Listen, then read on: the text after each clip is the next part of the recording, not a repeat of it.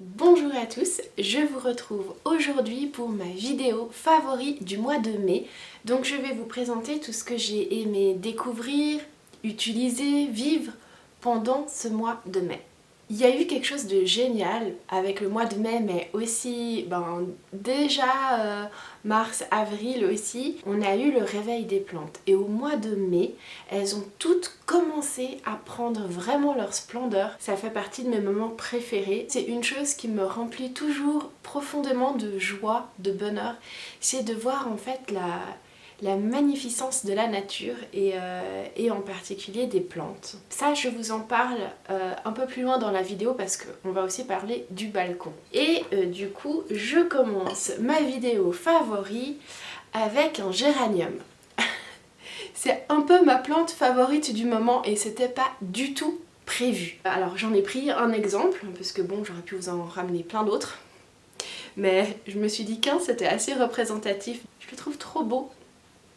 Quand j'étais petite, mes parents avaient systématiquement des géraniums à toutes les fenêtres de la maison. Ma belle-mère a des géraniums aussi qui sont grands, qui sont magnifiques. Quand ça a été mon tour d'avoir des plantes, les géraniums ça m'a pas attiré plus que ça. Et j'ai commencé l'année dernière ou l'année d'avant avec des petites boutures justement de géranium. Vous le voyez dans mon balcon vlog de l'année dernière, il me semble. Du coup, j'ai commencé avec les géraniums un tout petit peu comme ça. Et en fait, cette année, entre les géraniums que j'avais, les géraniums qu'on m'a offert et les géraniums que je me suis acheté et que j'ai planté, bah en fait, c'est un peu la folie du géranium sur le balcon. Voilà. Celui-là, il est dégradé. J'en ai qui sont d'une seule couleur, blanc, rouge, rose, enfin... En fait, le géranium c'est super facile d'entretien. J'enlève juste les feuilles quand elles sont fanées.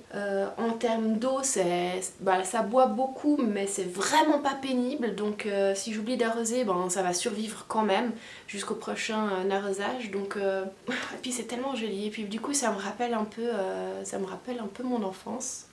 Comme si ça y est maintenant, je suis adulte et c'est à mon tour de mettre des géraniums partout. On va reparler des plantes un peu plus tard, on va quand même rester un peu dans le côté nature. J'ai reçu des laboratoires Ladrome, l'eau de lavande en spray. C'est une eau florale. Et alors je connaissais déjà les laboratoires Ladrome parce que en fait à chaque fois que je vais chez Botanique en France, je me prends l'huile de jojoba de Ladrome que j'adore pour me démaquiller. Vous savez que je suis dans une optique naturelle, cruelty free, etc. Donc en fait je leur ai écrit pour en savoir plus sur les tests sur les animaux. Donc c'est quelque chose qu'ils ne pratiquent pas. C'est un petit laboratoire français, tout est issu de l'agriculture biologique. Enfin bref, ils m'ont beaucoup plu et en parlant ils m'ont proposé de me faire découvrir d'autres produits. Et je dois dire que l'eau de lavande, c'est fabuleux. Je l'utilise le matin. Systématiquement, c'est comme ça que je me nettoie et que je me rafraîchis le visage en fait. Je pchit pchit pchit et c'est un vraiment bon pchit. Je me brumise le visage. Je laisse reposer un petit instant l'eau de lavande pour le côté aussi purifiant. Qu'est-ce qu'elle fait d'autre? Apaisant, purifiant, tonifiant. Elle adoucit les peaux fragiles ou irritées. Et alors du coup en fait pour moi c'est absolument parfait. Parce que purifiant pour le côté bouton, je dois dire que depuis que je l'utilise j'en ai franchement moins. Et pour le côté irritation, ma peau en fait elle va bien. Mais ça c'est peut-être aussi la saison. Parce que selon les saisons ma peau elle est un peu plus réactive que d'autres. Je laisse reposer un tout petit peu. Et ensuite je viens avec une éponge démaquillante réutilisable et puis je me nettoie le visage avec avant d'appliquer ma crème de jour et de passer à la suite. C'est quelque chose que je vais racheter, d'une part parce que j'utilise déjà l'huile de jojoba que je me rachète chez Botanique et du coup l'eau de lavande je sais que ça va être dans le même rayon et je la reprendrai lorsque je l'aurai fini parce qu'elle est vraiment géniale. Et celle-là, elle est de composition entièrement naturelle et j'adore ça. Vraiment, c'est quelque chose dans ma routine de soins naturels qui a une place importante et j'utilise de moins en moins de produits. Mais j'essaye d'utiliser des produits de mieux en mieux choisis, de vraiment bonne qualité. Et franchement, je vois la différence. On va continuer de rester un peu dans la thématique beauté. Pareil en fait, un de mes autres favoris du mois, c'est le fond de teint de chez Avril. Et et j'adore, et c'est aussi un produit certifié bio. Comme vous le savez, j'ai fait un énorme tri compo de ma maquilleuse. Et puis maintenant, je veux mettre que des produits qui sont clean sur mon visage, c'est-à-dire qui ont des compositions qui sont propres et dans lesquelles il n'y a pas de produits cachés néfastes pour ma peau, pour ma santé ou pour l'environnement. J'ai adoré découvrir il y a déjà un petit moment ce fond de teint, et puis en fait maintenant je mets quasiment que ça comme fond de teint sur ma peau. C'est la couleur porcelaine que j'utilise, c'est la plus claire il me semble. Et dedans il y a vraiment des principes actifs de soin, c'est pas seulement du maquillage, et ça c'est quelque chose qui me plaît vraiment beaucoup et que j'adore. C'est à l'huile de jojoba bio, donc il y a de l'huile de jojoba logique, il y a de l'extrait de fleurs de Dendrobium phalaenopsis, il y a de l'extrait de fleurs d'orchidée dedans. Une raison de plus de bien l'aimer. 98% du total des ingrédients sont d'origine naturelle. Il y a comme d'habitude Milou qui ronfle à mes côtés. Mais faites attention à ce que vous mettez sur votre visage. Tout ce que vous y mettez peut aussi pénétrer votre organisme. Ça c'est l'un des premiers produits que j'ai changé dans ma routine teint. Celui-là c'est la boutique Beauty by Eddy qui me l'avait envoyé lorsque j'ai fait mon grand tri. Enfin avant que je fasse mon grand tri. J'arrive bientôt au bout parce que j'ai commencé à utiliser plus que ça. Donc méga favori.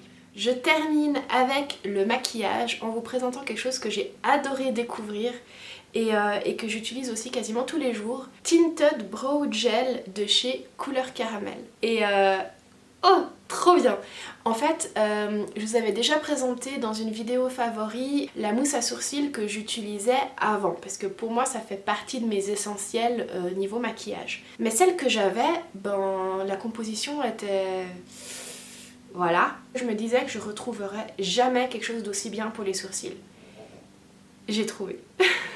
Donc c'est de chez Couleur Caramel. Ça dure super longtemps parce que alors là ça fait déjà un moment que je l'utilise et j'ai à peine entamé le produit. C'est un petit flacon et la partie du dessus en fait il y a un pinceau à sourcils qui est caché dedans qu'on peut utiliser pour justement appliquer le produit sur nos sourcils. Ce petit pinceau, il est pratique quand on est en déplacement, mais à la maison, moi j'aime bien ressortir mon pinceau et ma petite brosse que j'avais déjà d'avant. C'est quand même un petit pinceau qui est pratique, mais voilà, c'est juste que je préfère utiliser ce petit outil-là que j'utilise depuis super longtemps, donc voilà, j'ai mes habitudes.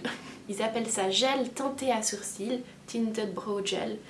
Et c'est l'un des premiers produits que j'ai testé de la marque Couleur Caramel, qui est une marque cruelty free avec une composition naturelle et toutes ces nouvelles choses que je veux avoir maintenant dans ma vie parce que je veux plus avoir de produits cracra. J'ai encore d'autres petites choses que j'ai testées de chez eux, mais celui que j'ai vraiment utilisé quasiment à chaque fois, c'est celui-là. Si je retrouve le nom de la couleur, je vous la mettrai en barre d'infos. Pour moi, faire ses sourcils, c'est quelque chose qui clean le visage. Et puis, voilà, au niveau de l'expression, au niveau de tout, j'aime avoir des sourcils définis. C'est vraiment quelque chose de basique dans mon maquillage. Et je trouve aussi que ça fait super naturel. Parce que voilà, j'ai pas besoin d'appliquer d'énormes couches de plein de choses pour juste me sentir bien et embellie. Et en fait, ces produits-là, que ça soit le gel de Couleur Caramel ou le fond de teint de chez Avril, en fait, c'est des produits qui sont là, enfin j'ai l'impression qu'ils sont là pour me sublimer et pas pour me masquer. Enfin, si ça a du sens, comment je l'explique. C'est un peu ma façon de concevoir une beauté... plus naturelle et beaucoup plus réaliste aussi. Tout le mois de mai, parce que j'ai déjà commencé fin avril, j'ai eu un rythme de vie agréable et sain. Et ça c'est trop cool. En fait j'ai décidé de mettre en place des heures où je sais qu'à cette heure-là j'étais au lit et que je pouvais lire un livre ou comme ça mais que j'évitais d'avoir un écran, et une heure de lever par rapport à une quantité, à une durée de sommeil qui, je sais, me fait du bien sans que je sois en manque de sommeil, sans que je dorme trop. Du coup, j'ai commencé à avoir un bon rythme de sommeil et de réveil. Ça m'a tellement aidé à me sentir mieux me sentir aussi beaucoup plus en joie et ressentir aussi beaucoup plus souvent de bonheur et de bien-être dans mon quotidien. Donc ça c'est vraiment quelque chose que j'ai adoré faire. Il faut quand même se fixer une heure et s'y tenir, mais après c'est une routine qui se met en place et en fait on se sent tellement mieux au cours de sa journée que ça vaut vraiment la peine. Les heures de sommeil ça dépend vraiment des personnes. Il y en a qui ont besoin de pas beaucoup, il y en a qui ont besoin de plus. Pareil, il y en a qui aiment se lever très tôt le matin, d'autres qui aiment se lever un peu plus tard. Il y a vraiment des rythmes qui correspondent à toutes sortes de personnes. J'essaye de me fixer 8 heures de sommeil et c'est pas mal. Pendant un moment, j'avais vraiment du mal à m'endormir. Et je dirais même à dormir tout court en fait. J'avais beaucoup de mal à m'endormir avant 3-4 heures du matin. De mettre un rythme, ça m'a beaucoup aidée. Une autre chose qui m'a beaucoup aidée dans ce parcours de bien-être et de sommeil, c'est mon dodo. Et ce petit appareil, je dois dire que c'est assez magique. Et j'aime bien son nom parce que ça s'écrit D-O-D-O-W. Et moi je dis dodo. Et en fait c'est un petit appareil qui fait une lumière bleue qui respire. Je vais l'éteindre quand même. C'est un petit appareil qui est posé sur ma table de nuit et qui fait donc cette lumière bleue qui illumine dans le plafond. Et cette lumière bleue, elle respire. Et ça permet de calquer sa respiration sur la lumière pour ralentir son rythme cardiaque. Et puis dans cet exercice de respiration, on se calme et gentiment on prépare notre corps à s'endormir. Il y a 2 programmes, c'est un programme 8 minutes et 20 minutes. Et depuis que je l'utilise, donc une grande partie du mois, il n'y a qu'une fois, je crois, où le programme 20 minutes ne m'a pas fait m'endormir. Donc c'est quand même pas mal du tout niveau efficacité. Il y a différents petits exercices qu'on peut faire avec cette lumière bleue. Enfin la lumière bleue elle a beaucoup d'avantages, y compris le fait qu'on ne la voit pas quand on a les yeux fermés. Donc elle ne dérange absolument pas les personnes qui dorment avec nous. Et ça fait un peu comme une petite veilleuse et en fait le fait qu'elle respire, même si on ne cale pas sa respiration par rapport à la lumière forcément, simplement le fait qu'elle respire, il y a quelque chose de rassurant. J'ai vraiment beaucoup aimé mon dodo. C'est le service de presse de chez Dodo qui me l'a envoyé pour que je puisse le tester et je dois dire vraiment que je suis ravie. Et je vous parle de toute façon que des produits dont je suis convaincue. Surtout dans mes favoris, je vous parle vraiment de mes favoris. Donc une méthode naturelle, hyper chouette pour pouvoir s'endormir. Et ce que j'aime beaucoup, alors probablement qu'on peut trouver des apps qui font la lumière. Mais moi je suis pas hyper fan de dormir à côté de mon téléphone au niveau des ondes, au niveau de tout. Je préfère éviter et Dodo en fait c'est juste une petite pile, il n'y a pas d'onde, c'est juste de la lumière donc franchement je préfère avoir un appareil rien que pour ça. C'est aussi grâce à ça que j'ai pu mettre en place mon rythme, mon nouveau rythme de réveil et de sommeil. J'ai eu une période tellement compliquée au niveau du sommeil la nuit que le dodo, mettre en place ce rythme réveil-sommeil, ça m'a vraiment beaucoup aidé à me sentir mieux. Maintenant, nous allons parler de livres. Mais vous vous rendez pas compte à quel point je suis beaucoup plus heureuse avec ce livre. Vraiment. Et c'est pour ça que c'est tellement approprié de le mettre dans une vidéo sur mes favoris et moments de bonheur. Parce que, de nouveau, c'est quelque chose qui m'a beaucoup aidé à me sentir bien. C'est le livre de Gabrielle Bernstein, May Cause Miracles. Je ne pense pas que vous puissiez le trouver en français. C'est un programme de 6 semaines, 42 jours, il m'en reste encore 2. Et c'est quelque chose qui permet vraiment en fait de switcher sa façon de penser. J'ai toujours été sur mon petit chemin spirituel. Et ça m'a fait faire un saut monumental dans ma façon de voir les choses. On est dans une thématique loi de l'attraction, avoir vraiment des pensées positives, créatrices, être vraiment dans l'amour, dans le pardon, dans... Alors j'ai pas envie d'avoir l'air cuit petits oiseaux quand je vous raconte tout ça. Avec ce livre, j'ai vraiment réussi à remplacer mes peurs, en tout cas une grande partie d'entre elles, à les remplacer activement par du bien-être et de l'amour. En fait, j'ai l'impression d'être juste moi-même, d'être juste bienveillante, de pas avoir de petites pensées négatives qui viennent noircir la façon dont je vois la vie. et du coup je me sens beaucoup mieux, beaucoup plus heureuse, beaucoup plus épanouie. Vraiment c'est quelque chose que j'ai adoré, lire et faire tous les jours. Je vous mettrai toutes les références en barre d'infos. J'ai les en livre audio et j'avais besoin quand même d'un support pour pouvoir voir, mais vous pouvez vous en sortir aussi juste avec un livre audio. Donc il y a genre allez, quelques minutes, 5 minutes d'écoute le matin, ça fait genre 1 ou 2 pages sur la thématique de la journée avec inclus une réflexion, une phrase qu'on peut se redire au cours de la journée. Et le soir, des fois c'est 3 minutes, des fois c'est 10 minutes, ça dépend. Soit une courte méditation, soit un petit exercice d'écriture, soit... Voilà, en fait ça nous prend un quart d'heure à tout casser vraiment dans la journée. Jusqu'à aujourd'hui, jour 40, ça m'a tellement apporté que j'ai vraiment envie de pouvoir le partager avec vous. Et c'était vraiment quelque chose de révélateur. C'est quelque chose que j'ai partagé avec Jade, je vous mettrai le lien de sa chaîne. Et c'était trop cool de pouvoir le faire à deux. Parce que du coup, bah, on pouvait s'écrire et parler en fait de ce qu'on ressentait, des difficultés qu'on pouvait rencontrer dans certains exercices, parce qu'il y en a certains qui sont géniaux, puis d'autres qui sont géniaux parce qu'ils nous sortent de notre zone de confort. Ça m'a donné un coup de pouce en fait pour tenir le rythme aussi, parce que c'est tellement facile de se dire oh non, aujourd'hui, bon allez, je le ferai demain. Mais si on est deux à le faire et à se tenir au courant et à suivre le même rythme, ben ça nous donne vachement plus envie d'essayer de tenir le rythme parce que sinon on peut plus le faire ensemble. Des fois un petit message ça nous aide, enfin c'est clairement un moment de bonheur fois tous les jours, parce qu'il y a tous les jours où j'ai eu des vrais moments de bonheur en avançant sur mon chemin et en me sentant juste bien et si vous avez envie d'être heureux dans la vie, essayez ça. Au mois de mai, il y a eu Game of Thrones. La dernière saison. Mon rituel, c'était de fermer tous les stores de la maison pour pouvoir regarder les épisodes. Enfin, en particulier certains qui étaient très sombres. Mais j'ai adoré Game of Thrones, c'est quelque chose qui m'a tenue en haleine pendant super longtemps.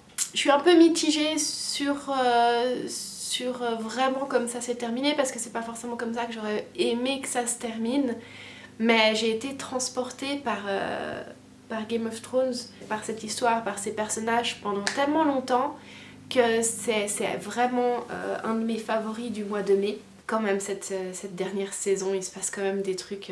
C'est ce que l'auteur voulait de toute façon, c'était un truc un peu moitié-moitié comme fin, un truc aigre-doux là, où il y a des bonnes choses mais il y a aussi des choses où...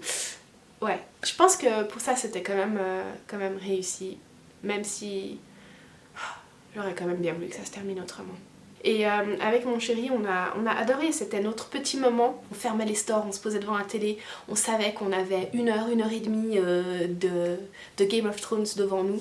La chaîne, c'est en anglais, Emergency Awesome, et je crois qu'il y en avait un deuxième qui faisait justement des vidéos un peu de prédiction sur Game of Thrones et d'explications après un épisode.